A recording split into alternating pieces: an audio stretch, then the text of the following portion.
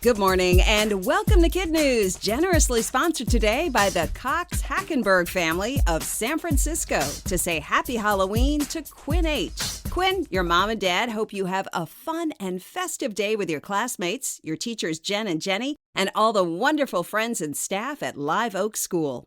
I'm Tori. Today is Monday, October 31st, 2022, and we begin with a holiday question. Did you know that Halloween has a smell? It's fear, and those who make their living in the haunted house industry are now bottling it to make your annual visit even spookier. According to the Wall Street Journal, places like Hershey Park in Pennsylvania are using diffusers and fog machines to push scents like stinky poo, mildew tunnels, creepy cave, attic, and werewolf through their attractions. Jason Egan is in the business of scaring people, and he's used or helped create hundreds of spine-tingling stinks. The worst of them, he says, is dumpster. Using just the right amount is always key. As he told the Journal, he wants people to say, "Oh, that's gross," but not, "Uh-oh, I think I'm going to throw up."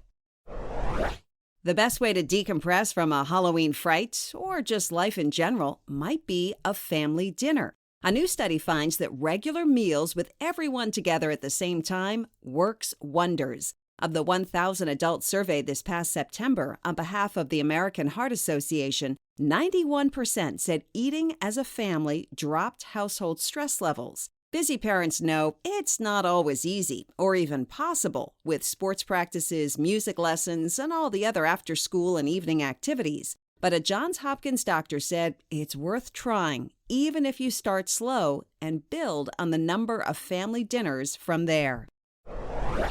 Sam Adventure Baker lived up to his name and conquered El Capitan. It took 4 days for the Colorado 8-year-old to scale the 3,200-foot sheer granite face of the Yosemite landmark. For perspective, El Cap is 2.5 times as tall as the Empire State Building and is considered a Class 5 climb, which ranks it among the most difficult in the world. At night, Sam ate mac and cheese, watched The Lion King, and slept in a sleeping bag dangling thousands of feet above the valley floor. Sam always climbs with at least one of his 2 mountaineering parents, but doesn't forget the other. Before reaching the summit with his dad on Friday, Sam unfurled a giant banner that read, "I love you, Mom. Almost there."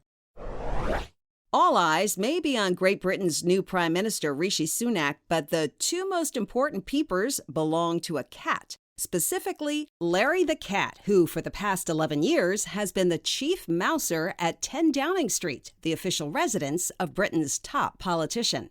The black and white tabby has outlasted 4 prime ministers so far: David Cameron, Theresa May, Boris Johnson, and most recently, the 6-week stint of Liz Truss. As his fans say, he knows stuff. And last week, when the country was stuck between the Truss resignation and picking a new leader, a very confident Larry the cat tweeted from his unofficial account, "The king has asked me to become prime minister because this nonsense has gone on long enough." And when asked who was in charge during the power shift, he posted, "I am. I'll be here long after they're gone."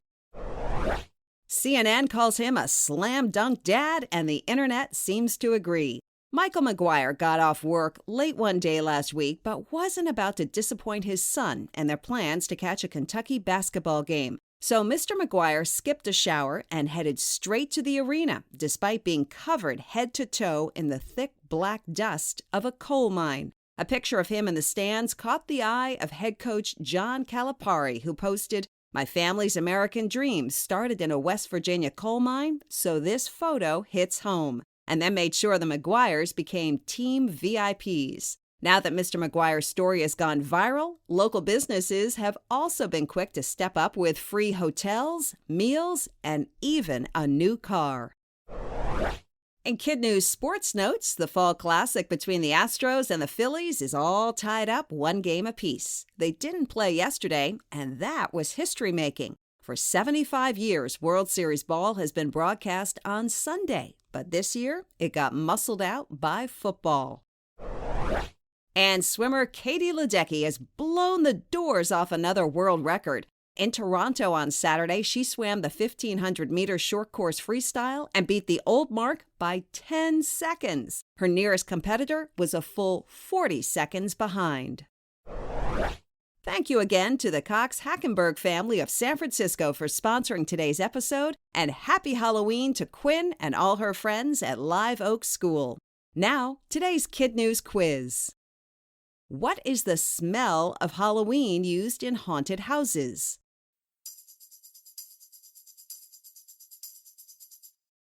Fear. How much taller is El Capitan than the Empire State Building?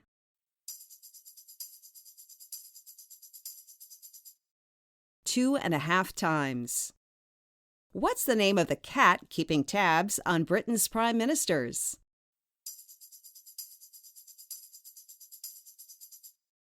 Larry. Katie Ledecky broke the 1,500-meter short course freestyle swim record by how much?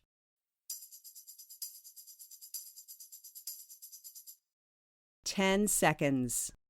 In today's KidNuz Kicker, someone, somewhere may be in for a supersized Halloween treat. For only the second time in the lottery's 30-year history, tonight's jackpot is expected to hit $1 billion. The biggest of them all was $1.586 billion, won in January of 2016.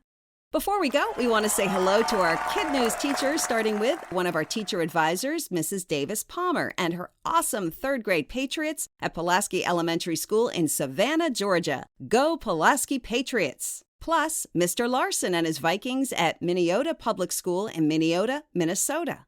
Mr. Johnson and his Falcons at Forest View Elementary in Everett, Washington. And Mrs. Nafziger and her Hornets at Wilson Elementary in Fishersville, Virginia.